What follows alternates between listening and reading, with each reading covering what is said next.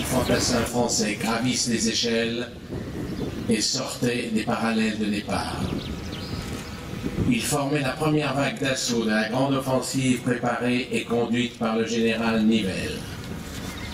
Ces hommes se dirigeaient vers une côte abrupte, une longue barre calcaire surplombant la vallée de l'Aisne où s'était retranchée l'armée allemande à la fin de la bataille de la Marne. On l'appelait le chemin des Dames, parce que sur la crête courait une petite route que les filles du roi Louis XV empruntaient pour rendre visite à leur gouvernante dans le château de la Bove sur le plateau. Les habitants avaient ainsi baptisé le chemin empierré pour le confort de ces dames. Le nom est resté témoignage du vieux pays sur lequel revenait l'histoire.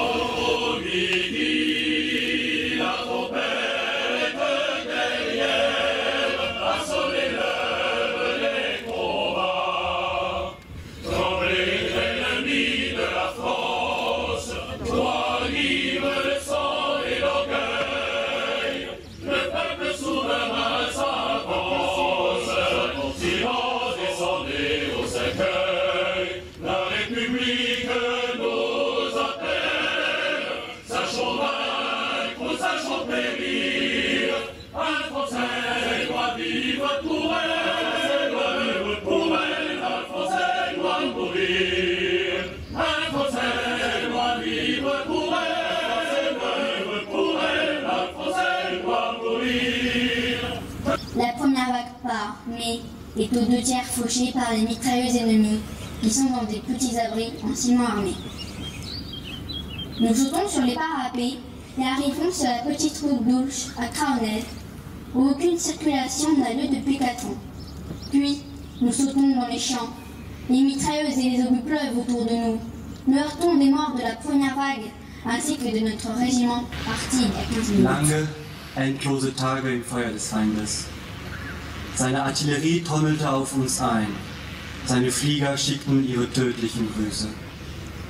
Als man drüben glaubte, bei uns könnte niemand mehr am Leben sein, begann der Angriff. Ein fürchterliches Gemetzel.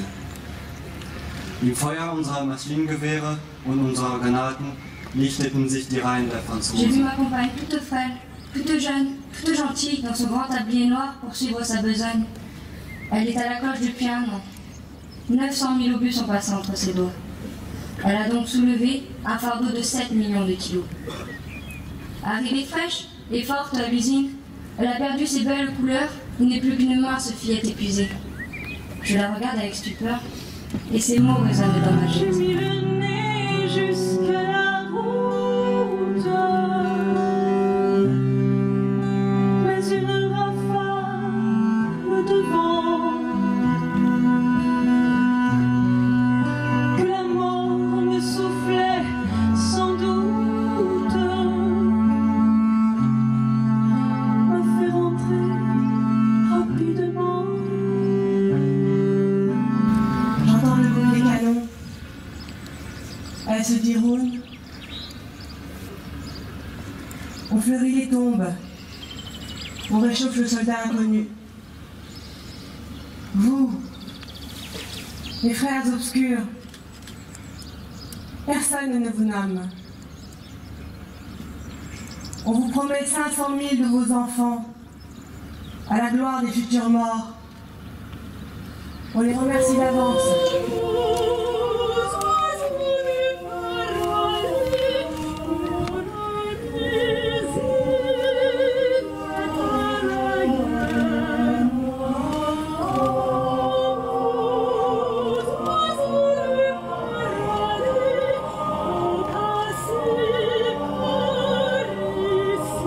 Françaises, Français, nous sommes les descendants de femmes et d'hommes qui, chacune et chacun à leur place, ont fabriqué la nation. Nous sommes les dépositaires d'événements et de gestes qui ont façonné au cours des âges l'idéal que porte notre pays. En commémorant la Grande Guerre, et j'y ai tenu personnellement, en revenant sur le chemin des dames, nous ne regardons pas seulement le passé qui nous étreint pour qu'il ne soit jamais oublié, nous nous tournons justement dans cette période vers nos responsabilités d'aujourd'hui. Et nous repensons aux institutions et aux actes qui ont garanti la paix depuis 70 ans. Les Nations Unies, qu'il nous faut encore défendre. L'Europe unie, qu'il nous faut encore promouvoir. Et le couple franco-allemand, qu'il nous faut encore rapprocher et chérir. Venir au chemin des dames, aujourd'hui, c'est célébrer tous les soldats de la Grande Guerre, leur vaillance incroyable face à l'adversité, mais c'est surtout souligner l'inaltérable aspiration à la paix. Il en a fallu du temps pour entendre la voix de ces désespérés et de ces héros, comprendre le cri de douleur et leur leçon de vie. Alors, aujourd'hui que l'Europe a su nous prémunir de la guerre et des conflits, préservons-la plutôt que de vouloir en faire le bouc émissaire de nos renoncements. Luttons pour cette exigence d'humanité partout où des massacres sont commis par des dictateurs cyniques.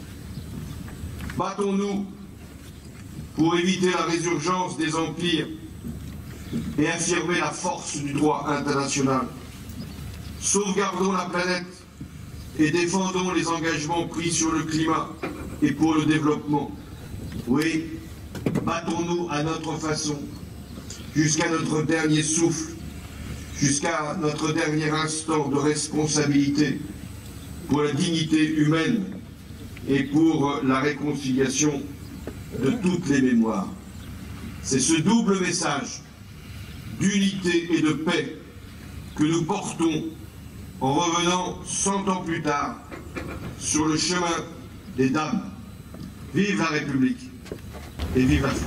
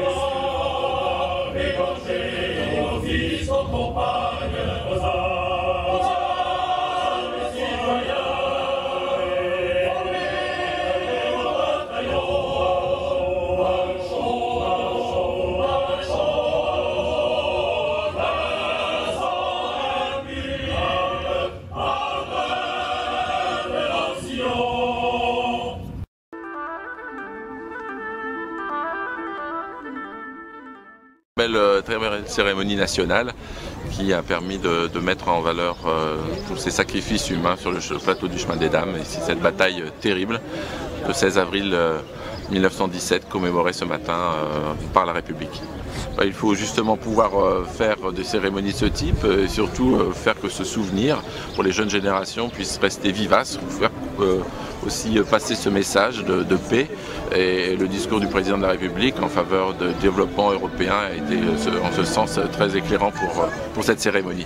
Être vigilant sur tous les conflits qui peuvent exister bien sûr à l'intérieur de l'Europe mais à l'extérieur, et la France en particulier a un message à porter, un message de paix et aussi de vigilance par rapport aussi au terrorisme. C'est une cérémonie qui est très émouvante et qui est très belle parce que elle resitue, si vous voulez, la journée du 16 avril dans l'ensemble des combats qui ont eu lieu sur le chemin des dames, et elle rend bien hommage à l'ensemble des gens qui ont participé. Et puis il y a une leçon, c'est qu'effectivement la leçon, on l'a dans la fin du discours du président de la République, et qui est de dire qu'on a tiré, on a tiré, je dirais, un peu les leçons de ces conflits en construisant l'Europe. Et il faut qu'on se rende compte que l'Europe, c'est la paix, et que la sortie de l'Europe, c'est la guerre. Voilà. Un message d'espoir. Il a naturellement rendu hommage à tous les combattants qui ont beaucoup souffert et tout. Il a rendu hommage à tous ceux, en particulier les combattants africains et calédoniens, les Kanaks, il a cité explicitement, qui sont venus participer, je dirais, à la défense de la France. Et bien ça, il ne faut pas l'oublier. Et puis, il faut regarder devant, et devant, c'est naturellement la paix qu'on a pu faire avec l'Allemagne, qui était notre adversaire traditionnel et qui est aujourd'hui est le couple qui fait fonctionner l'Europe. Je crois que c'est vraiment une des cérémonies de commémoration de la guerre 14-18 qui est l'une des plus émouvantes, mais c'est aussi parce qu'elle est tournée vers l'avenir, en n'oubliant pas et surtout en voyant que la paix que nous avons assurée en Europe depuis 70 ans, c'est grâce à la construction européenne, et que le pire aujourd'hui serait de vouloir quitter l'Union européenne. C'est poignant pour plusieurs raisons. Tout d'abord, les jeunes qui lisent les messages, et puis surtout ça a été pour beaucoup, j'en suis sûr, l'occasion d'un grand moment de pédagogie sur l'histoire, ce qui s'est réellement passé au Chemin des Dames et ce qui s'est passé durant toute l'année 17. Et puis on a vu dans les mots du président de la République aussi des messages pour l'avenir, parce qu'on n'a pas fini avec les guerres, on n'a pas fini avec les dictateurs, on n'a pas fini avec les cynismes, et le fait d'être soudés, rassemblés, le couple franco-allemand, l'Europe, tout ça, ça a beaucoup de sens et ça prend un peu de résonance par les temps qui courent. Devoir de mémoire, oui, pas d'effacer la mémoire, ça. Personne n'a le droit d'effacer les mémoires, mais surtout de bien rappeler ce qu'était la réalité des choses, ce qu'était la vérité des choses. Et puis de se souvenir aussi que l'Aisne et que la région des Hauts-de-France, on a payé un lourd tribut à l'histoire de France. Un lourd tribut à l'histoire de France. Cette terre a souffert, mais elle est aussi fière de ce qu'elle a apporté à notre pays. Et le Fricoteaux fait un travail très important, Caverne du Dragon et pas seulement. Et je crois que c'est très important également, les collégiens, les lycéens, de pouvoir contribuer aussi à l'effort de mémoire. Oui, beaucoup d'émotions, c'est le mot exact qui nous vient à l'esprit. Du début à la fin, le président de la République était très intéressé par ce qui lui a été présenté, mais je pense qu'il connaissait bien l'histoire du Chemin des Dames, et donc il était là pour passer un message de paix, de fraternité et de réconciliation. C'était aussi un moment de grande reconnaissance pour le département de l'Aisne, pour ce qui s'est passé ici, pour ce territoire qui a souffert, pour ces actionnaises et ces actionnés qui ont souffert, et pour tous ceux qui sont morts ici, tous les morts de la Grande Guerre. Et c'est un travail qui a été partagé entre l'État et le département de l'Aisne depuis plusieurs mois, et une belle réussite, une vraie reconnaissance pour notre département. Oui, grande émotion parce que les commémorations sont depuis ce matin massivement suivies. Il y avait plus de 2500 marcheurs pour faire la montée de la côte de Crâne ce matin, et 100 ans après, en écoutant le témoignage de Noël Janteur, qui nous a encore saisi, raconté l'enfer de ces hommes qui allaient se faire tuer, qui partaient à la boucherie voilà 100 ans, le temps était moins clément. On ressent quand même une grande émotion, et c'est une fierté pour le département de l'Aisne que de voir la réussite de cette commémoration qui plus cette période. Quand on est élu, on a ce devoir de participer à l'ensemble des cérémonies commémoratives. C'est pas parce que c'est une habitude, c'est pas pour faire plaisir aux vaillantes associations d'anciens combattants, c'est tout simplement parce que les autorités locales, telles qu'on les appelle, sont là pour rappeler la souffrance et le sacrifice de celles et ceux qui nous ont permis d'être libres aujourd'hui. Moi, je suis fils d'anciens combattants. Mon père a été combattant en Algérie, d'ancien combattant d'Algérie, et il m'a toujours élevé dans ce souci